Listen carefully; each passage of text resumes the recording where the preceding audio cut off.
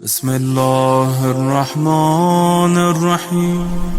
کوئی کام بھی بغیر اہتمام کے کیا جائے گا تو اس کا اثر نہیں ہوگا۔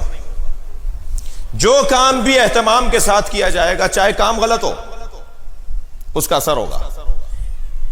اگر کام ٹھیک ہے، صحیح ہے، حق ہے، سچ ہے، تو اسے اہتمام کے ساتھ کرنا ہوگا تاکہ اس کا اثر ہو۔ ایک صاحب کہنے لگے میرا بچہ نماز نہیں پڑھتا۔ میں نے کہا آپ پہلے بتائیے آپ کیسے پڑھتے ہیں؟ کہنے لگے کیا مطلب مولانا، میں تو نماز پڑھتا ہوں۔ میں نے کہا نہیں، تھوڑا سا بتا دیجئے کیسے پڑھتے ہیں۔ معلوم ہوا جی تہمت میں نماز پڑھتے ہیں، کچھے میں نماز پڑھتے ہیں، بنیان میں نماز پڑھتے ہیں، بال بگڑے میں نماز پڑھتے ہیں، پسینوں کے کپڑوں میں نماز پڑھتے ہیں، سجدگاہ کالی ہو گئی ہے اس پہ نماز پڑھتے ہیں، جہاں نماز دھوئے ہوئے 10 سال ہو گئے اس پہ نماز پڑھتے ہیں۔ تو بچے کو نماز سے پیار کیسے ہوگا؟ آپ کیا تو نماز انتہائی اور نماز کا طریقہ انتہائی نظر انداز ہے، یعنی کوئی حیثیت ہی نہیں ہے جہاں نماز کی۔ کارپیٹ گھر کا اچھا ہوتا ہے جہاں نمازوں میں مٹی بھری ہوئی ہوتی ہے۔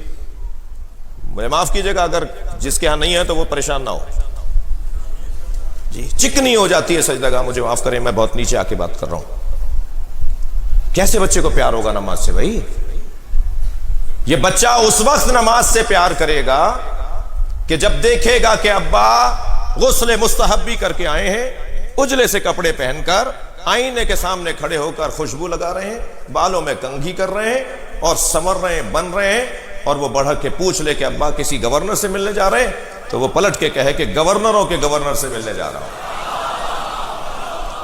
جی، دنیا کا کوئی صاحب حیثیت نہیں ہے جو اللہ کے سامنے حیثیت رکھتا ہو مگر یہ کہ اس نے اللہ کی بندگی کی ہو تو اب اس بچے کو اس نماز سے پیار ہوگا جس نماز کو اہتمام کے ساتھ ادا کیا جا رہا ہے۔ کہنے کی ضرورت ہی نہیں ہے اسے بیٹا نماز پڑھو، میں خود اپنی نماز کو بہتر کر لوں۔ ایسے ہی عزاداری ہے، ایسے ہی جلوس ہے۔ ابا تو ویسے ہی 10 دن کے مسلمان ہیں، اور بعض تو 10 دن میں بھی 9 اور 10 محرم کے ہیں، اور 9 اور 10 محرم کو بھی پورے جلوس میں نہیں جاتے، اس لیے کہ سال بھر عادت نہیں ہے مجلس اور جلوس میں جانے کی۔ جب سال بھر جلوس اور مجلس میں جانے کی عادت نہیں ہے تو یہ تھک جاتے ہیں، آدھے جلوس سے واپس آ جاتے ہیں۔ تو یہ بچہ آپ کا عزادار کیسے ہوگا؟ یہ بچہ آپ کا ماتمی کیسے ہوگا؟ جی، خدا کے واسطے دوسرے کی خاطر جینے کا جذبہ، ایک نتیجہ اس کا یہ ہے کہ ہم اچھے نمازی ہو جائیں تاکہ ہماری نسلوں میں نماز منتقل ہو، ہم اچھے عزادار ہو جائیں تاکہ ہماری نسلوں میں عزاداری منتقل ہو۔ اہتمام کریں۔ اللہ نے پیسہ دیا ہے، اس کا مطلب یہ ہے کہ تکبر کریں۔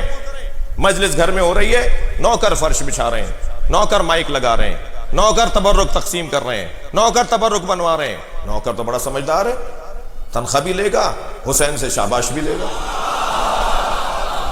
آپ نے کیا کیا؟ یہ کون سا اسٹیٹس ہے کہ جی بڑے آدمی ہے تو اب ہم کام نہیں کریں گے، نوکر کرے گا؟ حسین کی بارگاہ میں کوئی بڑا نہیں ہے۔